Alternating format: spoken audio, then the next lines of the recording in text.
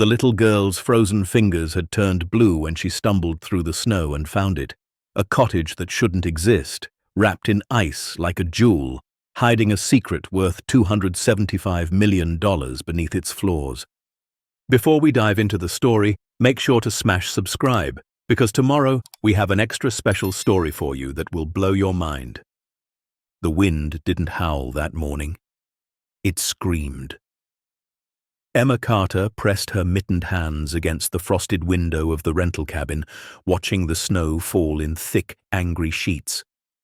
She was 8 years old, small for her age, with dark curls that refused to stay in any ponytail her mother attempted. Behind her, the cabin smelled like burnt toast and the cheap pine air freshener that came with the rental. "Emma, get away from the window," her mother Sarah called from the kitchenette. "We're not going anywhere today. This storm is getting worse." Emma's father, Michael, stood near the door with his phone pressed to his ear, trying to get a signal. They'd driven up to Pine Ridge Mountain 3 days ago for what was supposed to be a healing family vacation. Money was tight. It had been tight for 2 years, ever since her father lost his job at the factory. Sarah taught art at the local elementary school, barely making enough to cover rent. This trip was funded by her grandmother's birthday check, a last-ditch effort to remember what it felt like to be a family without the weight of overdue bills pressing down on them. "Still no service," Michael muttered, shaking his phone like that would somehow summon a signal from the mountain air. Emma turned back to the window. Through the white chaos, she could barely make out the shape of the neighboring cabin 50 feet away. The storm had started overnight, gentle at first, then building into something fierce and unforgiving. The weather report the night before had mentioned flurries. This was not flurries. This was nature throwing a tantrum. "Mom, can I go outside, just for a minute?" "Absolutely not. But I want to see the snow up close. We never get snow like this back home." Sarah walked over and knelt beside her daughter, brushing a curl from her face. "Baby, that's not the fun kind of snow. That's the dangerous kind. We stay inside until it passes." Emma nodded, but her eyes drifted back to the window. There was something about the storm that felt alive, like it was calling to her. She didn't know how to explain it, so she didn't try. By noon, the power had gone out. Michael got the fireplace working, and they huddled around it eating granola bars and playing cards by flashlight. Sarah tried to make it feel like an adventure, but Emma could see the worry in her mother's eyes every time she glanced toward the door. "How long do these storms usually last?" Sarah asked. Michael shrugged. "Could be hours. Could be a day. We've got enough food for 2 more days if we're careful." "And if it's longer?" He didn't answer. The afternoon dragged on. Emma colored in her sketchbook, drawing pictures of the mountains and the trees, trying to capture the way the snow looked like it was dancing. She'd always been good at art, just like her mother. Sarah said she had an eye for beauty, for seeing things other people missed. At 3:30 in the afternoon, Emma announced she needed to use the bathroom. "It's down the hall, honey," Sarah said, not looking up from the book she was reading by firelight. Emma walked down the narrow hallway, but instead of turning into the bathroom, she stopped at the back door. Through the small window, she could see the storm had eased slightly. The snow was still falling, but not as violently. And in the distance, through the trees, she thought she saw something, a shape, maybe a deer. Her hand was on the doorknob before she realized what she was doing. The cold hit her like a physical blow. The door swung shut behind her, and suddenly she was standing in knee-deep snow, wearing only her jeans, sweater, and the boots she'd slipped on.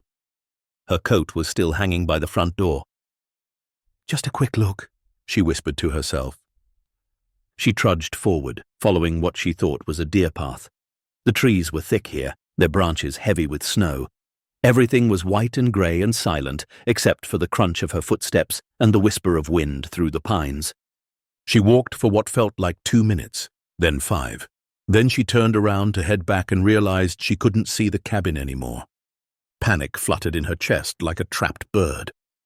"Mom?" she called out. Her voice sounded small and swallowed by the vastness around her. "Dad?" Nothing. She turned in a circle, trying to remember which direction she'd come from. Every direction looked the same. White snow, dark trees, grey sky. Her teeth started chattering. Her fingers were already going numb. "Help!" she screamed. "Somebody help me!" The wind picked up again, and with it came more snow. Heavy, blinding snow that erased her footprints within seconds. Emma started walking, choosing a direction at random, hoping it would lead her back. Her legs burned from pushing through the deep drifts. Her face stung from the cold. Tears froze on her cheeks before they could fall. She didn't know how long she walked. Time became meaningless in the white void. Her body started to feel warm, which some part of her brain recognized as wrong, but she couldn't remember why. She stumbled, caught herself, stumbled again. That's when she saw it. Through the swirling snow, a structure emerged like something from a dream. It was a cottage, but not like any cottage she'd seen in real life. It looked like something from a fairy tale book, with a steep peaked roof heavily laden with snow, rounded windows with dark shutters, and walls that seemed to be made of stone covered in climbing vines now frozen solid. Icicles hung from the eaves like crystal fangs, some of them 6 feet long and thick as her arm. The entire building was encased in a layer of ice that made it shimmer in the dim afternoon light. It looked abandoned. It looked ancient. It looked impossible. Emma half walked, half crawled toward it. She had no choice. It was shelter or death, and even at 8 years old, she understood that distinction. The front door was wooden and arched, like something from a medieval castle. She tried the handle, locked. She pounded on it with her numb fists, but no one answered. Of course no one answered. The place looked like it hadn't been lived in for decades. She stumbled around to the side, searching for another way in. A window? Anything. Her vision was starting to blur. Her movements were becoming sluggish. She knew these were bad signs, but her brain felt wrapped in cotton. At the back of the cottage, she found a small window partially hidden behind a snowdrift. The glass was frosted over, but when she pushed on it, it gave slightly. She pushed harder, using what little strength she had left. The old latch broke, and the window swung inward. Emma didn't think, she just climbed. She tumbled into darkness, landing hard on a wooden floor. For a moment, she just lay there, shaking so violently her bones hurt. Then, slowly, she pushed herself up and looked around. The room was dim, lit only by the grey light filtering through the ice-covered windows. As her eyes adjusted, she realized she was in a kitchen, but not a modern kitchen. Everything was old-fashioned: a cast-iron stove, a deep ceramic sink with a hand pump, wooden counters and open shelves lined with jars and dishes. Everything was covered in a thin layer of dust, but not the thick kind you'd expect from years of abandonment. This was the dust of months, maybe a single year, and everything was cold. Not as cold as outside, but cold enough that she could still see her breath. Emma's survival instinct kicked in. She needed to get warm. She stumbled out of the kitchen and into what appeared to be a living room. A stone fireplace dominated one wall. In front of it sat an old velvet couch with faded floral patterns. Thick quilts and blankets were draped over its back. She grabbed the blankets with shaking hands and wrapped herself in them. They smelled musty but dry. She curled up on the couch, cocooning herself in the fabric, and slowly, painfully, her shaking began to ease. As warmth crept back into her body, Emma's mind started working again. She was lost. Her parents would be looking for her. They'd be terrified. Guilt crashed over her, followed by fear. What if they couldn't find her? What if the storm got worse? What if she was stuck here? She pushed those thoughts away and focused on her surroundings. The cottage was strange, beautiful but strange. The furniture was all antique, the kind she'd seen in museums when her class took field trips. A grandfather clock stood silent in the corner, its hands stopped at 3:17. Oil paintings hung on the walls, mostly landscapes and portraits of stern-looking people in old-fashioned clothes. On a side table next to the couch, she noticed a photograph in a silver frame. She picked it up and wiped the dust from the glass. The photo was in color but faded, probably from the 1970s based on the clothes and hairstyles. It showed an elderly woman with white hair and kind eyes standing in front of this very cottage. The cottage looked newer then, vibrant, loved. Emma set the photo down and noticed something else. A leather-bound book sitting on the table. She opened it carefully. The pages were filled with elegant handwriting in fading blue ink. May 19th, 1976. The first entry read, "I've made my decision. The collection must be protected. They'll never think to look here, in this forgotten place where I spent my childhood summers.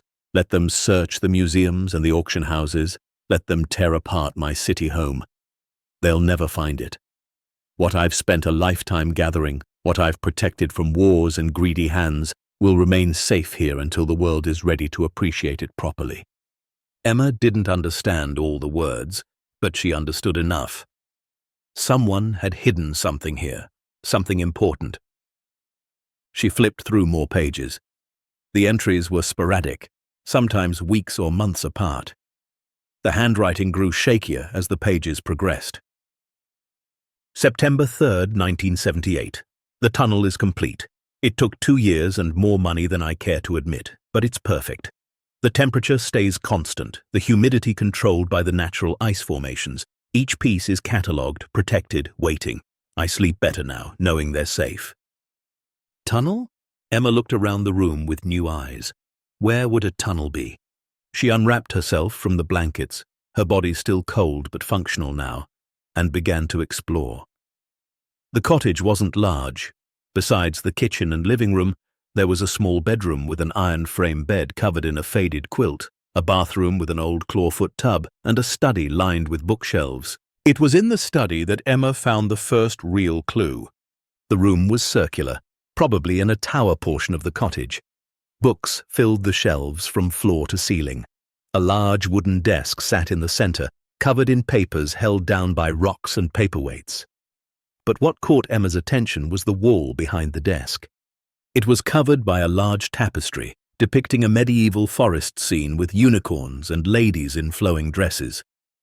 The tapestry was beautiful, but it hung strangely, bulging slightly in the middle, as if there was something behind it. Emma walked over and carefully lifted the edge of the fabric. Behind it was not a wall, but a door. A heavy wooden door with an iron handle and a keyhole. Her heart started pounding. This was it. This was the tunnel the journal mentioned. She tried the handle, locked. She searched the desk drawers, finding old fountain pens, unused stamps, yellowed paper. In the bottom drawer, beneath a stack of letters tied with ribbon, she found a small wooden box. Inside, cushioned by velvet, was an old iron key. Emma's hands trembled as she took it back to the door. The key slid into the lock like it was made for it, because it was.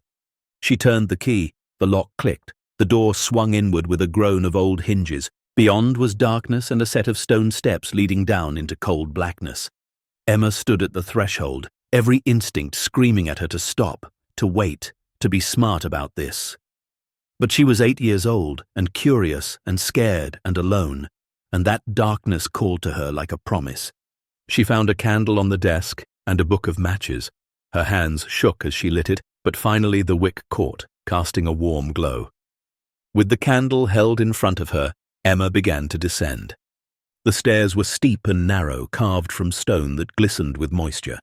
The walls were stone too, but as she descended, the stone gave way to something else. Ice. Pure, clear ice that reflected her candlelight in 1,000 directions. The tunnel was made of ice, but not natural ice, not entirely. Someone had carved through the mountain, following natural ice formations and enhancing them.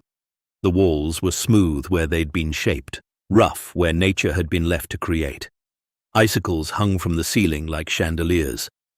The floor was rough stone, kept clear of ice for walking. The temperature was shockingly stable, cold but not freezing, 50 degrees maybe, just cold enough to preserve but not cold enough to destroy. Emma walked slowly, her breath forming small clouds. The tunnel stretched ahead of her, curving gently to the right. After about 50 feet, it opened into a chamber. She stepped into the space and gasped. The chamber was roughly circular, about 20 feet across. The walls were natural ice, glowing blue in her candlelight. But it was what stood against the walls that made her freeze in wonder. Paintings, dozens of paintings, each one protected by what looked like a climate-controlled glass case.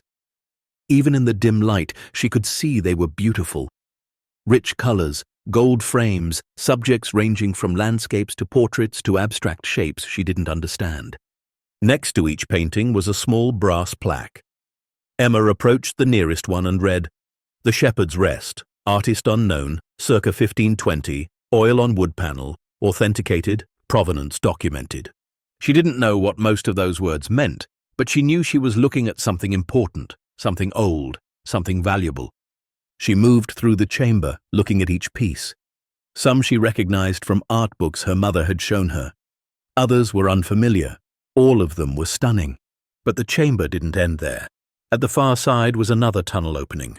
Emma followed it, her candle burning lower now, wax dripping on her hand. The second chamber was larger and held sculptures, marble figures on pedestals, bronze statues, carved wooden pieces that looked ancient, each one protected, each one labeled. Her mind spun. How much was all this worth? Who had collected it? Why was it here?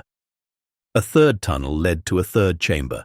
This one held jewelry and small artifacts in locked glass cases, gold necklaces studded with gems, crowns that looked like they belonged to royalty, carved jade figurines, ancient coins, illuminated manuscripts behind special glass.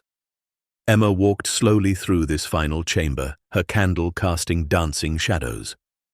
At the far end, she found a small desk, much like the one upstairs. On it sat a ledger, a large book with a leather cover. She opened it carefully. The pages were filled with lists. Each item from the chambers was documented: description, origin, date acquired, estimated value. As she flipped through the pages, she started to understand the scope of what she was seeing. Some items were listed at $50,000, others at $500,000. Some had question marks. Some were marked priceless. At the very back of the ledger, on the final page, was a handwritten note in the same elegant script from the journal upstairs. "To whoever finds this, if anyone ever does. My name is Margaret Rose Whitmore. I was born in 1902, and if you're reading this, I am long dead. The collection you see before you represents 70 years of careful acquisition. Some pieces I bought legally, some I rescued from war zones, some were given to me by families who trusted me to keep them safe from corrupt governments and greedy institutions. I am not a thief.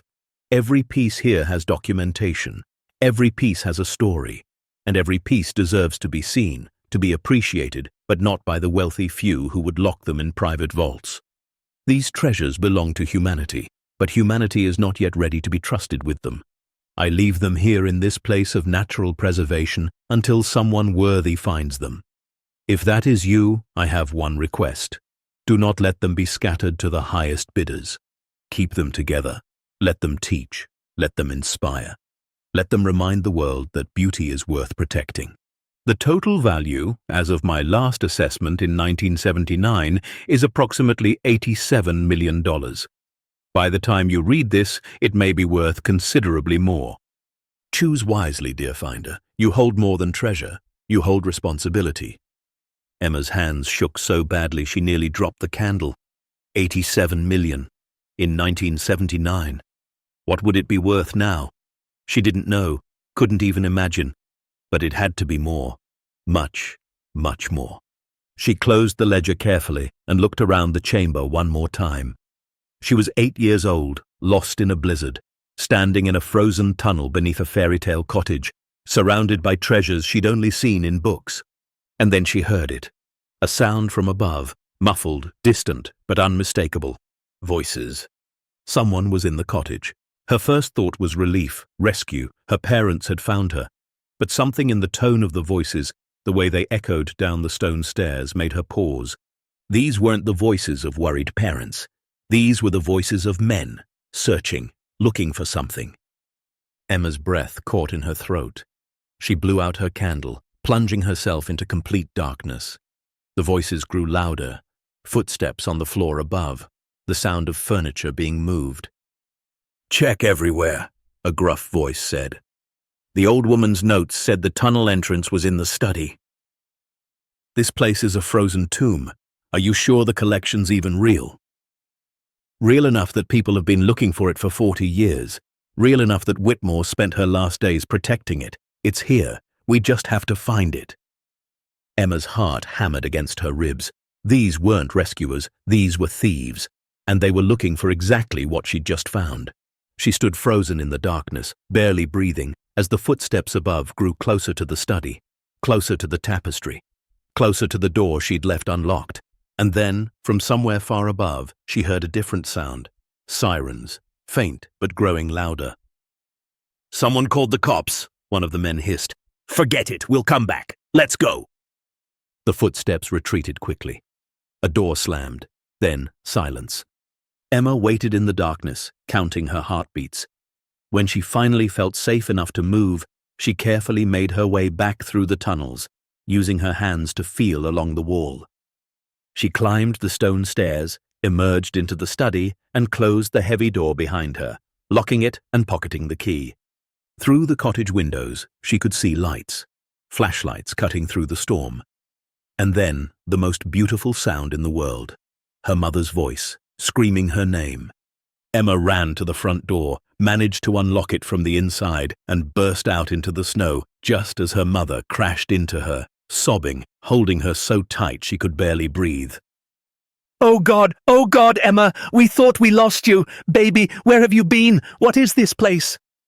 Her father was there too, and men in uniforms, search and rescue teams who'd been combing the mountain for hours. Someone wrapped her in a thermal blanket. Someone else checked her temperature and pulse. "I'm okay," Emma kept saying. "I found shelter. I'm okay." They carried her back through the woods, following markers the rescue team had left. The storm was finally easing, the worst of it passed. Behind her, the cottage disappeared back into the trees, looking like nothing more than an abandoned relic. Emma's fingers curled around the iron key in her pocket. She didn't mention the tunnels, didn't mention the treasure, didn't mention the men who'd been searching. Not yet. Some things, she was learning, needed to be protected until the right moment. Until she knew what to do. Until she could figure out how to honor Margaret's wishes without putting the collection in danger. As they loaded her into the rescue vehicle, she looked back one more time at the cottage. Snow was already covering their footprints, hiding the evidence that anyone had been there at all.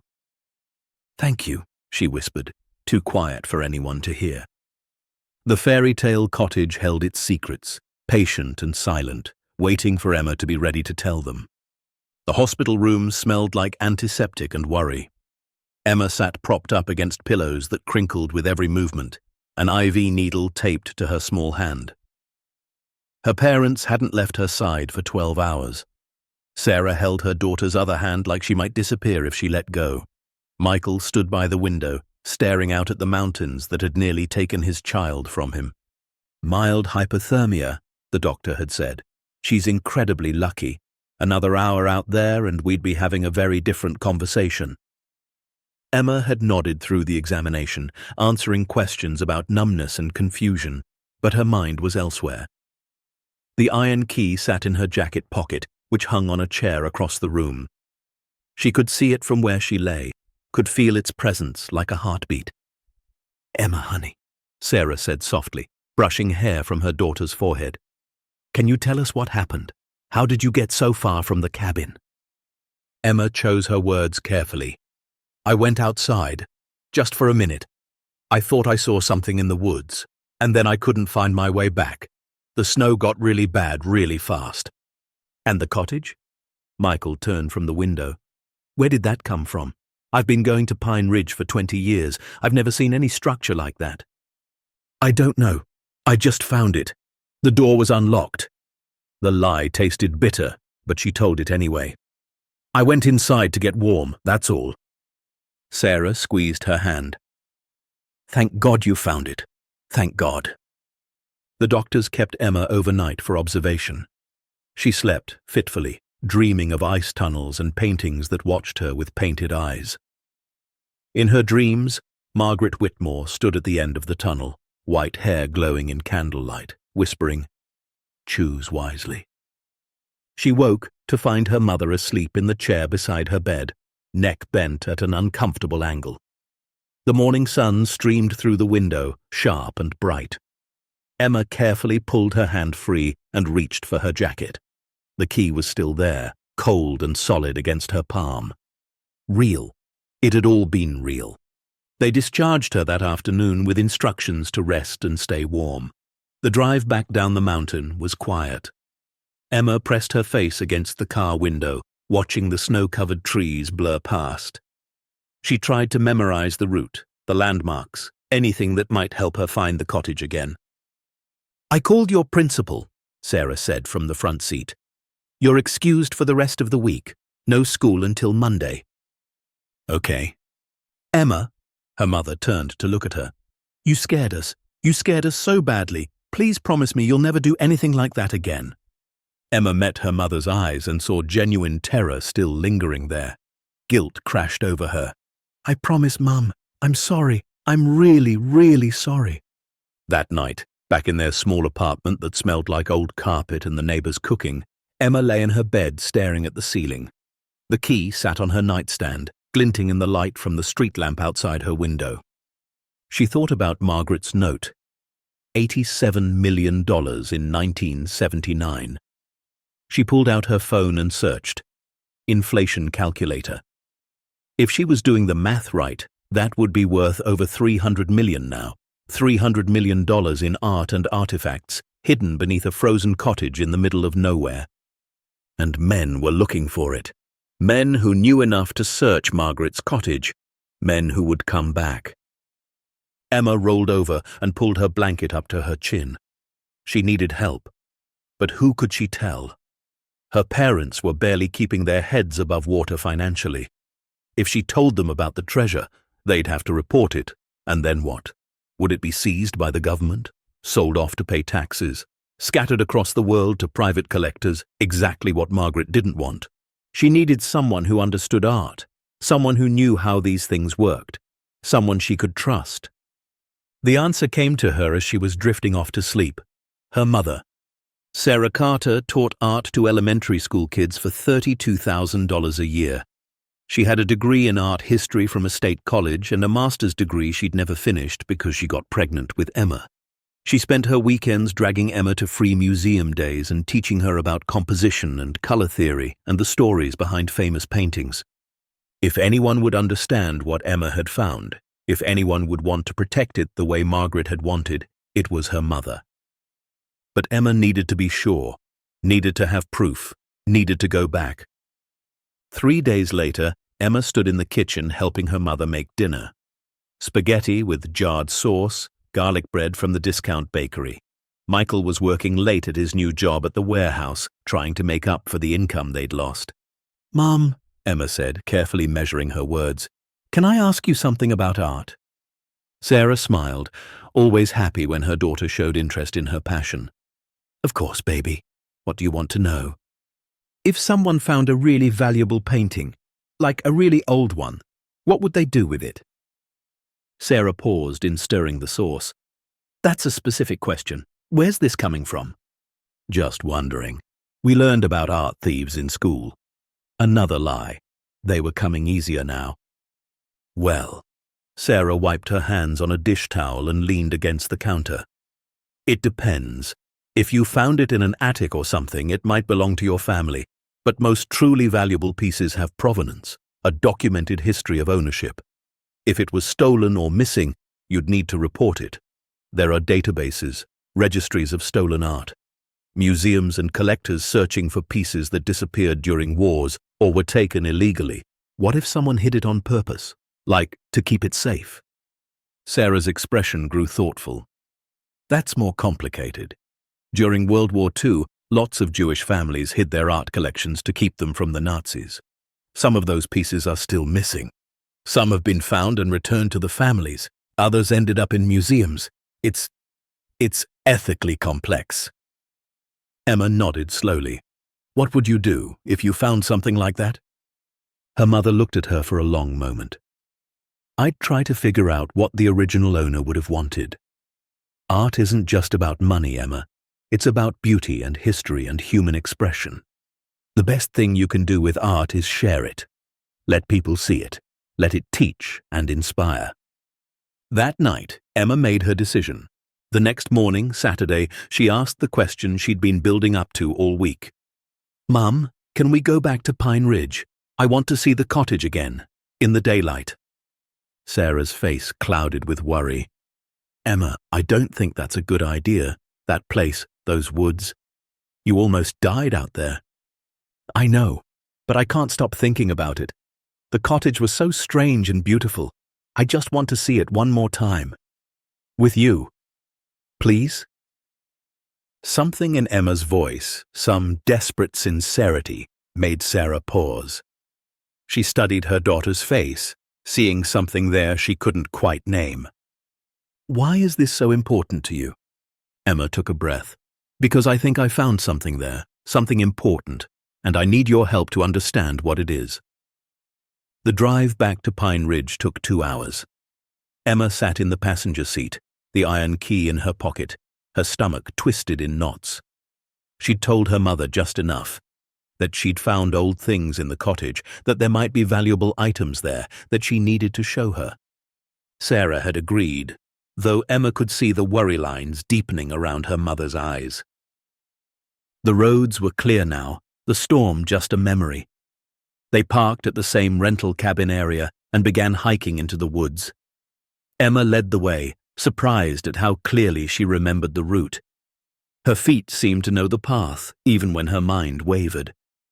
"Are you sure it's this way?" Sarah asked, breathing hard as they climbed over a fallen log. "I'm sure." And then, through the trees, it appeared. The cottage looked different in daylight, but no less magical. The ice coating the stones had melted slightly in the weak winter sun, making the whole structure sparkle. The icicles hanging from the eaves caught the light like prisms, throwing tiny rainbows across the snow. "My God," Sarah whispered. "This is incredible. How old do you think it is?" "Really old. Come on." Emma led her mother to the back window she'd broken through. Someone had covered it with a board, but it came loose easily. They climbed inside together, dropping into the kitchen. The cottage was exactly as Emma remembered. Dust motes danced in the shafts of sunlight coming through the windows. The air was still and cold and carried that same sense of time suspended. Sarah walked through the rooms slowly, her artist's eye taking in every detail. "This is like a museum. Everything is preserved perfectly. Look at this furniture. That couch is probably from the 1920s, and these paintings." She stopped in front of one of the portraits. "This is quality work, not famous, but skilled." "Mom, there's more. Come with me." Emma led her to the study. The tapestry still hung over the door. Emma pulled it aside, revealing the heavy wooden barrier. "There's a tunnel," Emma said, "underground, and it's filled with art. Real art. Valuable art." Sarah stared at the door. "Emma, what are you talking about?" Instead of answering, Emma pulled out the key and unlocked the door. It swung open, revealing the stone steps descending into darkness. "Trust me," Emma said. "What happens next will change their lives forever, reveal a secret 40 years in the making, and force them to choose between fortune and doing what's right. Stay tuned to see what happens next." If you're enjoying the story, please like, share, and subscribe for more. Sarah followed her daughter down the stone steps with her phone flashlight illuminating the way. As the walls transformed from stone to ice, Emma heard her mother's sharp intake of breath. "This isn't possible," Sarah whispered. "It is. Keep going." They entered the first chamber, and Sarah stopped dead. Her flashlight beam swept across the glass-encased paintings, and Emma watched her mother's face transform from confusion to shock to something like religious awe. "These are—" Sarah moved closer to the nearest painting, her hands trembling. "Emma, this is a Renaissance piece. Look at the technique, the gilt frame, the preservation. Where did these come from?" "Margaret Whitmore. She collected them. She hid them here. There's more." They moved through all 3 chambers, Sarah's gasps and exclamations echoing off the ice walls. She stopped at each piece, reading the plaques, examining the work with the eye of someone who'd spent their life studying art. In the final chamber, Emma showed her mother the ledger. Sarah sat at the small desk and read through it, page after page, her expression cycling through disbelief, wonder, and finally, understanding.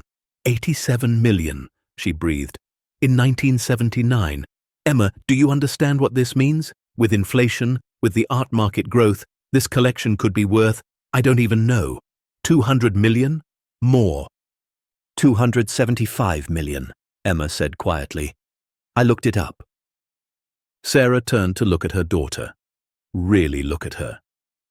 And you found this when you were lost in the storm? Emma nodded. And you didn't tell anyone? Not the doctors, not your father, not me? I was scared. And then I heard men. They came to the cottage while I was down here. They were looking for it. They knew about the collection. They said they'd come back.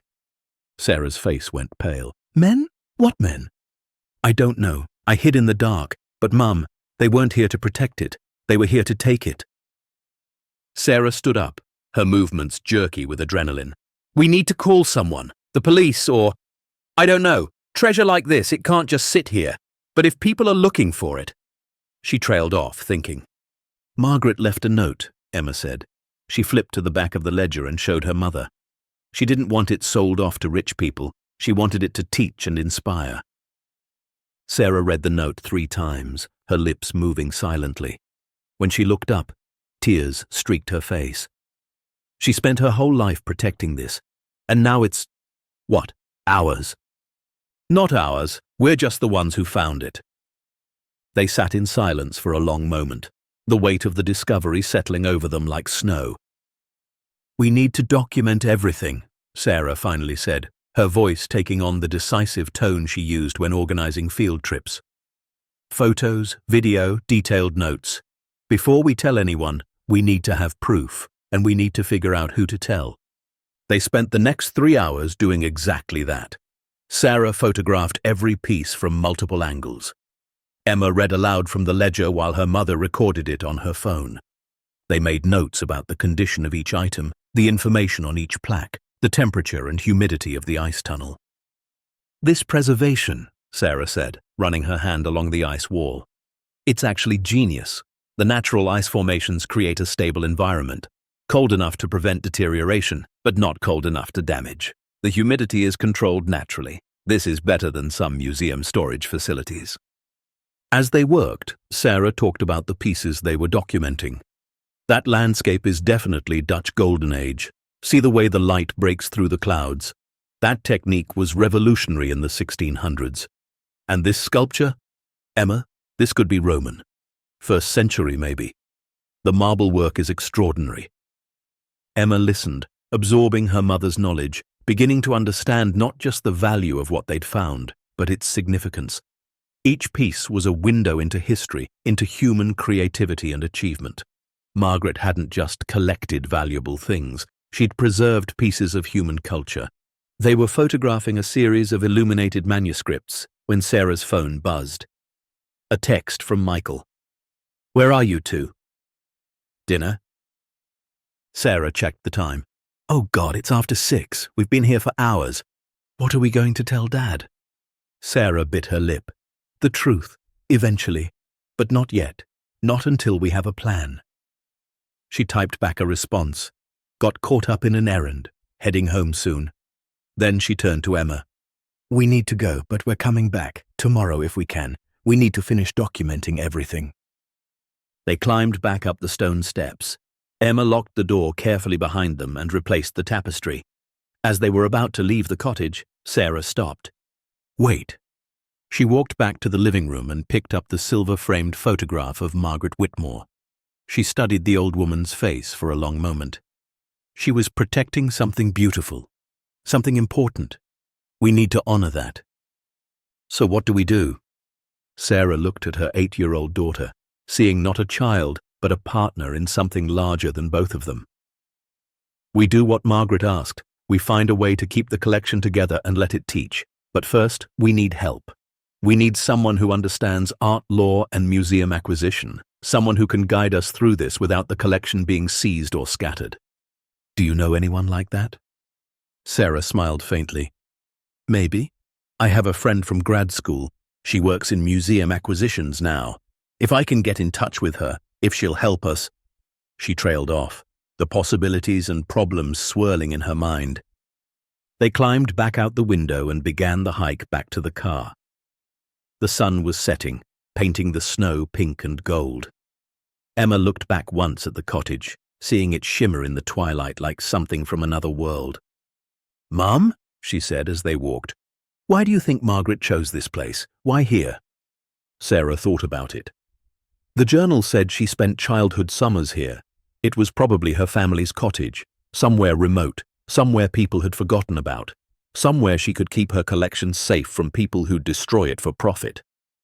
People like those men who came looking. Yeah, people like that. They reached the car and climbed inside. As Sarah started the engine, Emma asked the question that had been building in her mind all day. Are we going to be in trouble for not reporting it right away? Sarah pulled out of the parking area carefully. I don't know, baby. Maybe, probably, but sometimes doing the right thing means taking risks. She glanced at her daughter. Are you scared? Emma thought about it. She thought about the storm, about nearly freezing to death, about the men searching the cottage, about the weight of Margaret's note. Yeah, but I'm more scared of letting Margaret down. Sarah reached over and squeezed her hand. Me too. That night, after a quick dinner of pizza her father picked up, Emma lay in bed scrolling through the photos her mother had sent to her phone. Painting after painting, sculpture after sculpture, each one a masterpiece. Each one worth more money than her family would see in a lifetime. And yet, looking at them, Emma didn't think about money. She thought about the artists who'd created them, the lives they'd lived, the things they'd seen, the emotions they'd felt and captured in paint or stone or gold. She thought about all the people over all the centuries who'd looked at these works and felt something, joy or sadness or wonder or peace. That was what Margaret had been protecting. Not things, but feelings. Not wealth, but beauty. Emma opened her notebook and began to write, trying to capture everything she'd learned about each piece. Her mother had taught her to see art as a story, and now she was beginning to understand what that meant. Every brushstroke was a choice, every color a decision, every sculpture the result of hours or months or years of patient work. A knock on her door interrupted her. Come in. Sarah entered and sat on the edge of Emma's bed. I got in touch with my friend, Dr. Lauren Chen. She works at a university museum now, specializes in art acquisition and repatriation. That means returning stolen or lost art to its rightful owners or place. Will she help us? She wants to hear more. I didn't give her details, just said I'd found something significant and needed advice.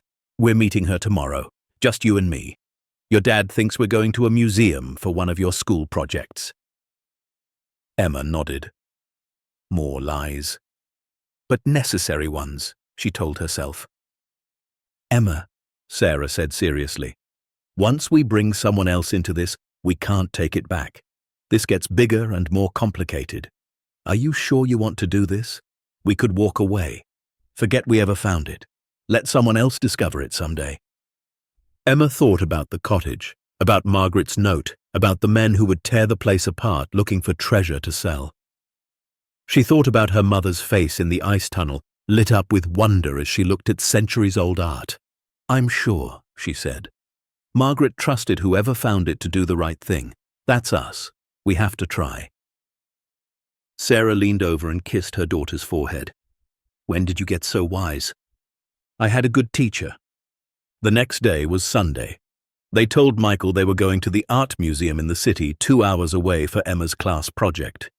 He kissed them both goodbye and headed to his weekend shift at the warehouse, grateful that things seemed to be returning to normal. The drive to the university was quiet. Emma watched the landscape change from suburban sprawl to college town charm. Dr. Lauren Chen's office was in a converted Victorian house on the edge of campus. She met them at the door, a woman in her early 40s with glasses and a warm smile.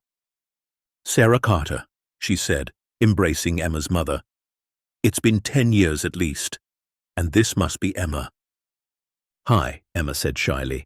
They settled in Lauren's office, which was cluttered with art books and reproduction prints. Lauren poured tea and waited. Sarah took a breath and began. "What I'm about to tell you sounds impossible. If I hadn't seen it myself, I wouldn't believe it. But I need you to listen with an open mind and help us figure out what to do." "Okay," Lauren said carefully. "My daughter found a hidden art collection. Not just valuable, historically significant. Renaissance paintings, Roman sculptures, medieval manuscripts. 34 pieces total. Current estimated value around $275 million. Lauren's teacup paused halfway to her lips. "I'm sorry, what?" Sarah pulled out her phone and showed the photos. Lauren set down her tea and took the phone with trembling hands. She scrolled through image after image, her professional composure cracking with each swipe. "Where did you get these?" she whispered. "A cottage in the mountains, hidden in an underground ice tunnel. There's documentation, provenance for every piece. It was collected and hidden by a woman named Margaret Rose Whitmore." Lauren looked up sharply. "Whitmore? Margaret Whitmore, the collector? You know her?" "Know of her. She disappeared in the early 1980s. Rumor in the art world was she'd amassed an incredible private collection, but when she died, nothing was found. People assumed she'd sold it off, or it was stolen, or the rumors were exaggerated." Lauren looked back at the phone. "But if these photos are real—" "They're real," Emma said quietly. "I found them. I can show you." Lauren studied Emma for a long moment. "Tell me everything." Emma and Sarah took turns recounting the story. The storm, the cottage, the journal, the key, the tunnel, the men searching, Margaret's note, and her final wishes. By the time they finished, Lauren was pacing her office. "This is extraordinary. I don't even have words. Do you understand what you've found? Some of these pieces have been missing for decades. Museums have been looking for them. Families have been looking for them. That's why we need your help," Sarah said. "Margaret's note said the collection should stay together, should be used to teach and inspire, not scattered to private collectors. Can we do that? Is it even legally possible?" Lauren sat down heavily. "It's complicated. First, we need to verify ownership. Margaret's estate would technically own the collection unless she designated otherwise. Then there's the question of whether any pieces were stolen or illegally acquired. If they were, they'd need to be returned to their original owners or their heirs. And if they weren't stolen? Then it's a question of Margaret's will, property law, and cultural heritage legislation.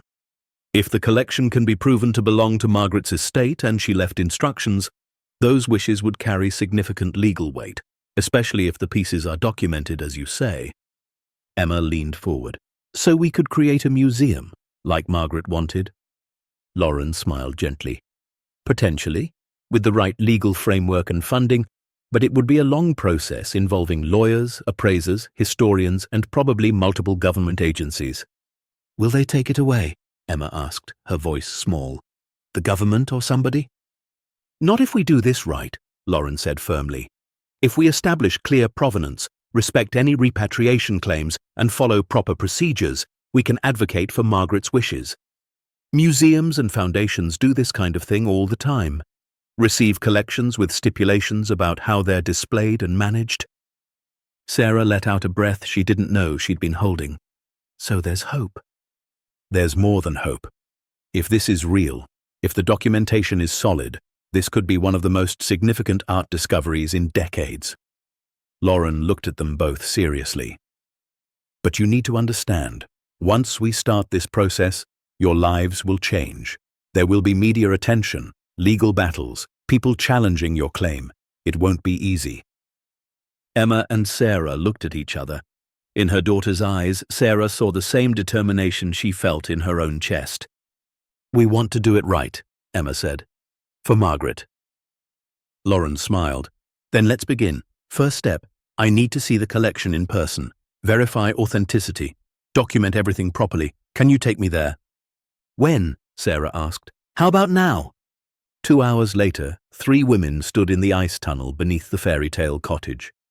Lauren Chen moved from piece to piece with the careful attention of a surgeon, examining, photographing, taking notes in a leather journal. Her professional composure had long since crumbled. "This is real," she kept whispering. "This is all real." She spent special attention on a painting Emma hadn't noticed before, a small landscape of rolling hills and a distant church. "Do you know what this is?" Lauren asked. Emma and Sarah shook their heads. "This is a lost Vermeer study. Art historians have known it existed from letters, but the painting itself hasn't been seen since 1938. It was thought destroyed in the war." Lauren's voice cracked. "And it's been here, safe, all this time." They worked until the light began to fade. Lauren filled 2 notebooks with observations and took hundreds of additional photos. When they finally climbed back up to the cottage, she was crying. "Margaret Whitmore was a guardian," she said. "She didn't just collect art, she saved it, protected it from wars and theft and greed, and now it's our turn to do the same." "So you'll help us?" Emma asked. Lauren knelt down to Emma's eye level. "Sweetheart, I would be honored to help you. What you found, what you want to do with it. This is why I got into this field, to protect beauty and share it with the world." As they locked the cottage and began the hike back to their cars, Lauren laid out the next steps. "We need to assemble a team, a lawyer specializing in art and estate law, an insurance expert, professional appraisers, museum curators. This needs to be done methodically and carefully." "How long will it take?" Sarah asked. "Months, maybe a year or more, but we'll do it right." Emma looked back at the cottage one more time as they walked away. In the gathering dusk, it looked less like a fairy tale and more like what it really was, a vault holding treasures that could change lives. She touched the iron key in her pocket, feeling its weight, its responsibility. Margaret had chosen to protect beauty. Now Emma would choose to share it. The real work was just beginning. The next 3 weeks passed in a blur of phone calls, paperwork, and secrets that grew heavier by the day. Emma went back to school, sitting through math lessons and recess while her mind wandered to ice tunnels and Renaissance paintings. She drew pictures in the margins of her notebooks, cottages and candles and glass cases filled with treasure. Her best friend Maya noticed. "You've been weird since you came back from your trip. What happened up there?" Emma just smiled. "Got lost in a snowstorm, it was scary." But Maya knew her too well. "There's something else. You have that look you get when you're keeping a secret." Emma did have a look, and she did have a secret. The biggest secret of her life, getting bigger every day. At home, her parents began to notice the change too. Sarah spent every evening on her laptop, typing furiously, taking calls in the bedroom with the door closed. Michael would ask what she was working on, and she'd give vague answers about a special project at school. "Since when does teaching second graders require conference calls?" he asked one night at dinner. Sarah avoided his eyes. "It's a grant application for new art supplies." Emma watched her mother lie to her father and felt the guilt twist deeper in her stomach. But they'd agreed. They couldn't tell Michael yet. Not until they had a plan. Not until they knew what they were dealing with. Dr. Lauren Chen moved fast. Within a week, she'd assembled what she called the team. There was Marcus Ridley, a lawyer who specialized in art restitution and estate law. His office walls were covered in photos of paintings he'd helped return to their rightful owners. There was Patricia Huang, an insurance specialist who'd worked with the Smithsonian. And there was James Whitaker, no relation to Margaret, a professional art appraiser who'd been authenticating pieces for 40 years. They all signed non-disclosure agreements. Lauren made that clear from the start. "No one talks about this outside this room until we're ready. The art world is small, and word travels fast. If the wrong people find out about this collection before we've secured it legally, we could have a disaster on our hands." Emma sat in on the first team meeting, held in Lauren's office on a Tuesday afternoon. Sarah had pulled her out of school early, telling them Emma had a dentist appointment. "Let me make sure I understand the situation," Marcus Ridley said, reviewing his notes. An 8-year-old girl, lost in a blizzard, found a cottage that's been abandoned for approximately 40 years. Inside this cottage is a hidden tunnel containing 34 pieces of art and artifacts valued conservatively at $275 million. The collection was assembled and hidden by Margaret Rose Whitmore, who died intestate, without a will, in 1982.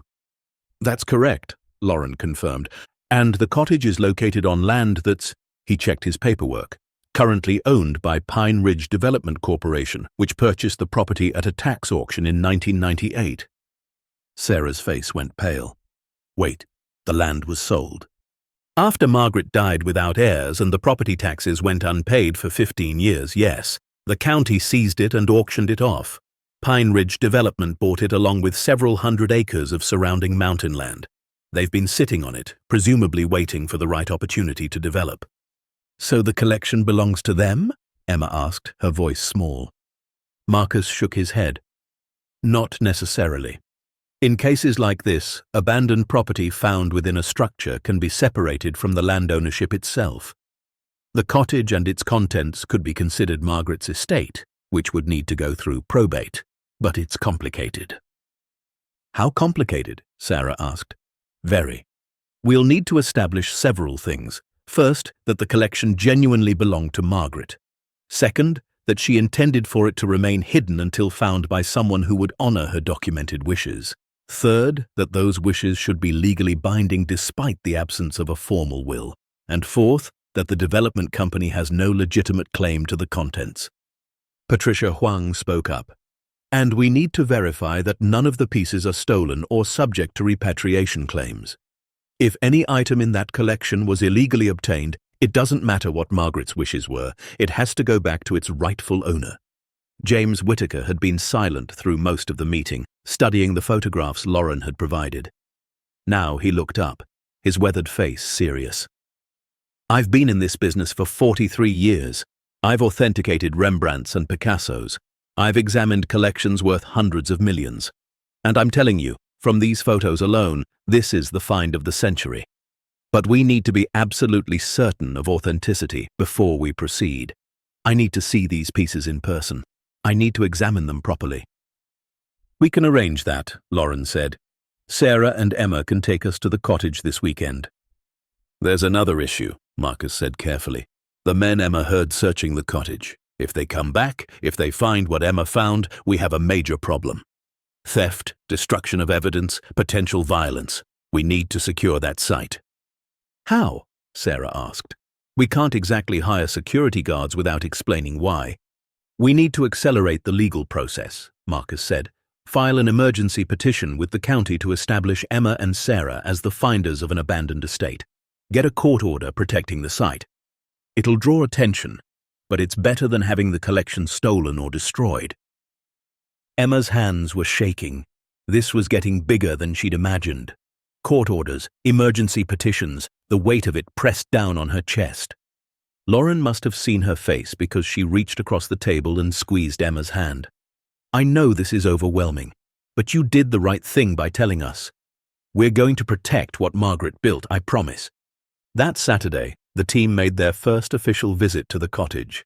They drove up in 2 cars, Lauren and James in one, Marcus and Patricia in the other, Sarah and Emma leading the way. The weather was clear, the mountain beautiful under pale winter sun. Emma led them through the woods to the cottage. In daylight, with 5 adults following her, the path seemed shorter, less magical. The cottage was just a building, old and weathered and very real. James Whittaker stood in front of it for a long moment, taking in the stone walls and ice-covered eaves. Incredible preservation, he murmured. The natural climate here, the elevation, the constant temperature, it's like a purpose-built vault. They entered through the front door this time. Marcus had arranged for a locksmith to meet them there and change the locks. From now on, only people on this team have access, he said, distributing new keys. Emma added her iron key to the ring, feeling both relief and sadness. It wasn't just her secret anymore. James moved through the cottage slowly, examining everything. He studied the furniture, the paintings on the walls, the books on the shelves. "This is all consistent with late 1970s occupancy," he said. "Everything here supports the timeline." Then Emma showed them the study and the hidden door. They descended into the ice tunnel together, flashlights cutting through the darkness. When they reached the first chamber and James saw the paintings, he stopped breathing.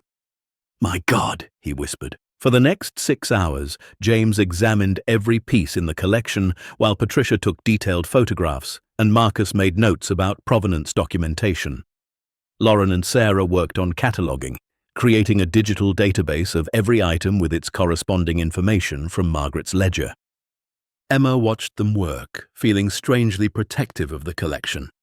These were strangers touching Margaret's treasures, and even though she knew they were here to help, part of her wanted to tell them all to leave. James spent the longest time with the Vermeer study Lauren had identified.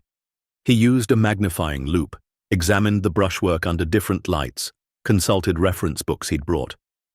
Finally, he looked up with tears in his eyes. "It's genuine. This is the lost Vermeer. Do you understand what this means? This painting has been presumed destroyed for 87 years, and it's perfect. The preservation is flawless." He moved to the next piece, then the next. By the end of the day, he'd authenticated 22 of the 34 items as genuine masterpieces. The remaining 12 needed more specialized analysis, but he was confident they were real. "The total value," he said as they climbed back up to the cottage, "is going to be significantly higher than your initial estimate. Some of these pieces are unique, irreplaceable. The Vermeer alone could sell for 80 to 100 million at auction, and Margaret's note says she doesn't want any of it sold." "Can we honor that?" Sarah asked Marcus. "Legally, can we keep it together?" "If we establish the proper foundation structure, yes. We create a non-profit organization, transfer ownership of the collection to it, with explicit instructions that the pieces must remain together and be made available for public education. It's been done before with major private collections." "But the development company," Patricia said. "They're going to fight this. That land is worth money. The cottage itself could be demolished tomorrow if they decide to start building." Marcus nodded grimly. "Which is why we filed the emergency petition Monday morning. We established the cottage and collection as a historical site with cultural significance. Request an immediate protective order. It'll buy us time." "How much time?" Emma asked. "Months, hopefully. Maybe a year if we're lucky. Long enough to build a legal case and public support." They locked the cottage carefully as the sun began to set. Emma looked back at it, feeling the familiar pull. This place had saved her life, and now she was trying to save it. On the drive home, Sarah was quiet. Emma knew that look. Her mother was worried. "What are you thinking?" Emma asked. Sarah glanced at her.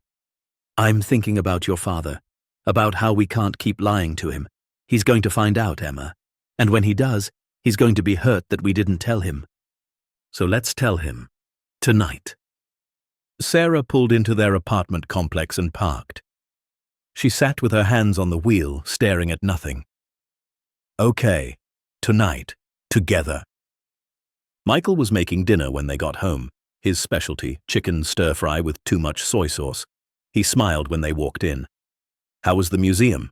Emma and Sarah exchanged glances. "Dad," Emma said, "can we talk? All of us?" Something in her voice made Michael turn off the stove. "What's wrong? Is someone sick?" "No, nothing like that, but we need to tell you something big." They sat at their small kitchen table, the three of them, and Sarah took a deep breath. "Remember when Emma got lost in the snowstorm, when she found that cottage?" "Of course. There's more to that story. A lot more." Emma and Sarah took turns telling him everything. The tunnel, the treasure, Margaret's note, the team, the legal battle ahead. Michael listened in silence, his expression shifting from confusion to disbelief to something that might have been anger. When they finished, he sat back in his chair. "So you've been lying to me for 3 weeks." "Not lying," Sarah said quickly. "Just waiting until we knew what we were dealing with." "That's lying, Sarah. You took our daughter back to that mountain multiple times without telling me. You involved lawyers and art experts and God knows who else. And you didn't think I deserved to know. I'm sorry, Sarah said, her voice breaking. I didn't know how to tell you. I didn't know if you'd understand. Understand what? That my family found something valuable? That we might actually catch a break for once in our lives? It's not about the money, Emma said quietly. Michael turned to her. Then what is it about? Emma thought about Margaret's note, about the paintings glowing in candlelight, about Lauren's tears when she saw the Vermeer. It's about protecting something beautiful, something important. Margaret spent her whole life saving these things. Now it's our turn. Michael rubbed his face with both hands. You're 8 years old, Emma. This isn't your responsibility. But it is. I found it. Margaret left a note for whoever found it. That's me. And these lawyers and experts, Michael said to Sarah, they're helping out of the goodness of their hearts, or do they expect a cut? They're working pro bono, Sarah said. For now, because they believe in what we're trying to do. But Michael, this is going to get complicated. There will be legal fees, court costs, maybe years of fighting. We need to be prepared. Prepared how? We're barely making rent. How are we supposed to afford lawyers? Marcus says if we can establish the foundation, we can seek grants and donations. The art world will support this. Museums will want to help. Michael stood up and walked to the window. Or the development company will sue us into oblivion.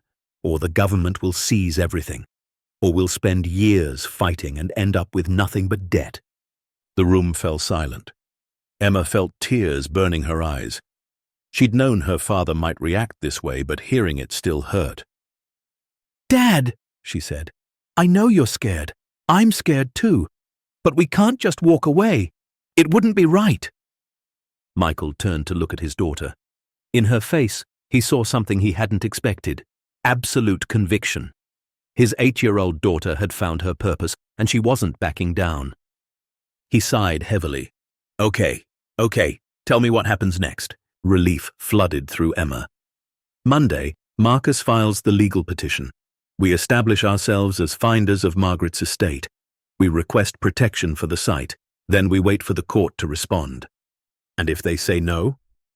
Then we figure out plan B, Sarah said. But we don't give up. Michael came back to the table and sat down. I'm not happy you lied to me. But I understand why you did. This is bigger than anything we've ever dealt with. He looked at Emma. You're sure about this? Really sure? Emma nodded. Margaret trusted me. I can't let her down. Then I guess we're doing this, Michael said. As a family, no more secrets. That night, Emma lay in bed unable to sleep. Through her bedroom wall, she could hear her parents talking in low voices. She couldn't make out the words, but the tone was serious, worried. She pulled out her phone and looked at the photos of the collection. Each piece was a responsibility now.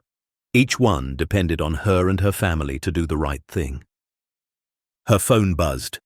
A text from Lauren. Court filing scheduled for 9 a.m. Monday. After that, the news will likely break. Are you ready? Emma typed back, as ready as I'll ever be. 3 dots appeared, then, you're braver than you know. Margaret chose well. Emma set her phone aside and stared at the ceiling. Monday was 2 days away. After that, everything would change. The secret would become public. The battle would begin. She thought about Margaret Whitmore, 70 years old, hauling paintings and sculptures into a mountain tunnel, hiding them from a world she didn't trust. What had she felt? Fear? Hope? Both. Emma closed her eyes and made a silent promise. I'll protect them. I'll do what you asked. I won't let anyone destroy what you built. Monday morning arrived too fast. Emma got ready for school in a daze, putting on clothes she barely noticed, eating breakfast she couldn't taste. Sarah drove her to school, but pulled over before they reached the parking lot. Marcus is filing the petition right now, she said. By this afternoon, reporters might start calling. People at school might hear about it. Your life is about to get very strange. I know. If you want to stay home, I can call you in sick. Emma shook her head. No, I should go to school. Try to be normal while I still can. Sarah hugged her daughter tight. "I'm so proud of you. You know that, right?" "I know, Mum." School was exactly as boring and familiar as always. Emma sat through morning announcements and spelling tests, and for a few hours she was just a regular third grader again. At lunch, Maya asked if she wanted to trade fruit snacks, and Emma said yes, and everything felt wonderfully, perfectly ordinary. Then the loudspeaker crackled. "Emma Carter to the office, please. Emma Carter." The cafeteria went quiet. Kids stared. Maya's eyes went wide. "Are you in trouble?" "I don't think so," Emma said, but her heart was racing as she walked down the hallway. In the office, she found her mother and a man she didn't recognize. He wore a suit and had a camera bag over his shoulder. "Emma," Sarah said, "this is Tom Chen from the Mountain Herald. He's a reporter. The court petition was filed, and the news is already spreading. He wants to interview us." Emma looked at the reporter. He had kind eyes but a hungry expression. She recognized it immediately. He wanted her story. "I'd like to talk to you about what you found," Tom said. "The art collection, the cottage, Margaret Whitmore. The whole world is going to want to hear this story, Emma. Don't you think you should be the one to tell it first?" Sarah squeezed Emma's shoulder. "You don't have to do this. We can wait. Talk to Marcus first." But Emma remembered Lauren's words. "You're braver than you know." She took a deep breath. "Okay, I'll tell you, but I want to make sure you get it right." They did the interview in the school's library, deserted during lunch period. Tom recorded it on his phone while his photographer took pictures of Emma sitting at a table surrounded by books. Emma told the story carefully, exactly as it happened. The storm, getting lost, finding the cottage, discovering the tunnel. She talked about Margaret's note and what it meant. She talked about wanting to honor the wishes of a woman who'd spent her life protecting beauty. "Why do you think Margaret chose to hide the collection instead of donating it to a museum while she was alive?" Tom asked. Emma thought about it. "I think she was scared. Scared that people would fight over it or sell it off or care more about money than about the art. So she hid it until someone found it who would understand." "And you think that person is you?" "I think it has to be, because I found it, and now I have to decide what to do with it." "Some people might say an 8-year-old shouldn't have that kind of responsibility." Emma met his eyes. "Maybe not, but I do, so I'm going to do the best I can." The article ran online that afternoon and in print the next morning. The headline read, "8-year-old girl discovers hidden art treasure worth $275 million. By noon, Emma's story had spread across the internet. News trucks arrived at her school.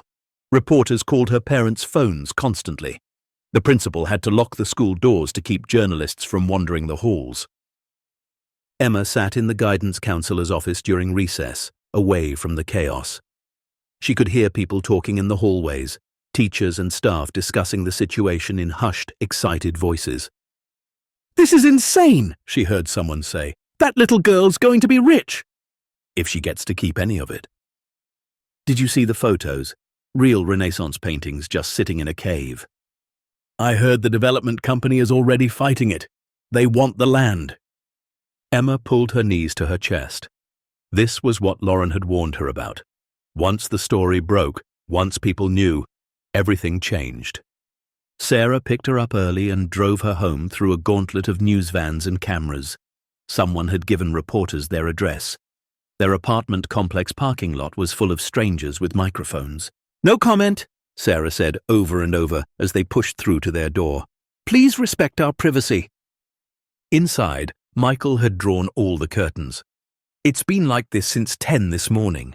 I had to take the day off work because they kept calling the warehouse looking for me." That night, they ate dinner in the dark living room, afraid to turn on lights that might tell the reporters outside they were home. Emma's phone wouldn't stop buzzing. Friend requests on social media from strangers, messages from people claiming to be long-lost relatives, offers from TV shows wanting interviews. "Turn it off," Michael said. "All of it. We're not talking to anyone else until we talk to Marcus." They met with the legal team the next morning in Lauren's office.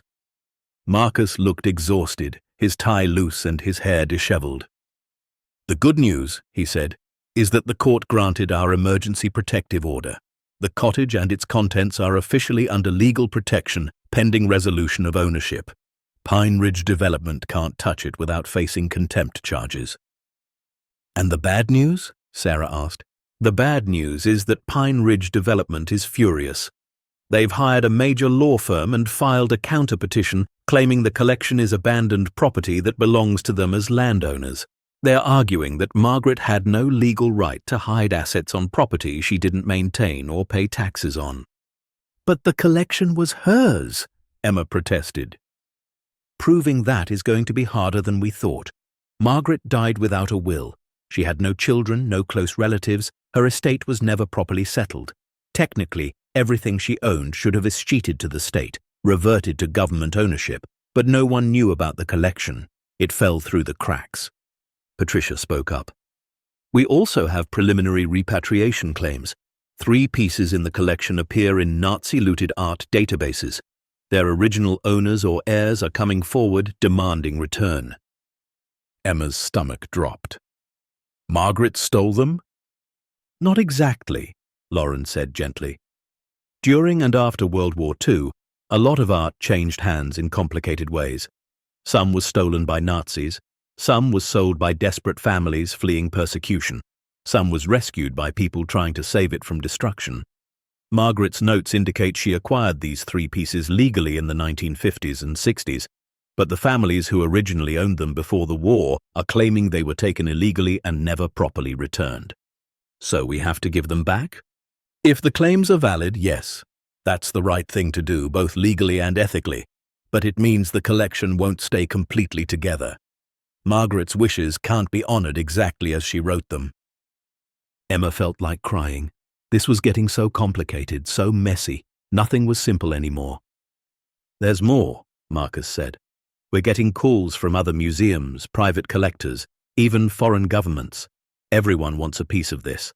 Some are offering support. Others are filing their own claims. This is turning into one of the most contested art cases in decades." "What does all this mean for Emma and her family?" Michael asked, his voice tight. Marcus sighed. "It means years of legal battles. It means scrutiny and stress and constant pressure. It means people questioning your motives, your honesty, your right to be involved at all. And it means there's a very real possibility you could lose. The court could decide the collection belongs to the development company or should be liquidated to pay Margaret's back taxes and estate debts. You could end up with nothing but legal bills." The room fell silent. Emma looked at her parents, saw the fear in their faces, the weight of the decision pressing down on all of them. "Or," Lauren said quietly, "you could walk away right now. Withdraw the petition. Let someone else fight this battle. No one would blame you." Emma thought about the cottage, about Margaret's careful handwriting in the ledger, about the Vermeer that had been lost for 87 years, about all the beauty hidden beneath the mountain waiting to be shared with the world. She thought about being lost in the storm, about finding shelter in a magical place, about the iron key that had opened more than just a door. "I'm not walking away," she said. Her parents looked at her. Sarah's eyes were wet. Michael's jaw was set. "Then neither are we," Sarah said. Michael nodded slowly. "We're in this, all the way, win or lose." Marcus managed a tired smile. "Then we keep fighting, and I promise you, we're going to give this everything we've got." Emma Carter went home that day knowing her life would never be normal again. The quiet girl who drew pictures in class margins was now the center of an international art controversy. The little girl who got lost in a storm had found something that would change everything. But she wasn't scared anymore. She was ready. Because some things were worth fighting for, some promises were worth keeping, and some treasures, the real ones, weren't measured in money, but in beauty shared, and wonder preserved, and legacies honored. Margaret Whitmore had chosen to protect art when the world wanted to destroy it. Now Emma Carter would choose to share it when the world wanted to own it. The battle was just beginning. But she wasn't alone. And she wasn't giving up. The courtroom smelled like old wood and nervous sweat. Emma sat between her parents in the gallery, her feet barely touching the floor, watching lawyers in expensive suits argue about Margaret's collection. 6 months had passed since the news broke, and the legal battle had consumed their lives completely. Pine Ridge Development's lead attorney, a sharp-faced woman named Catherine Voss, stood before the judge. "Your Honor, the facts are simple. My clients legally purchased this land in 1998.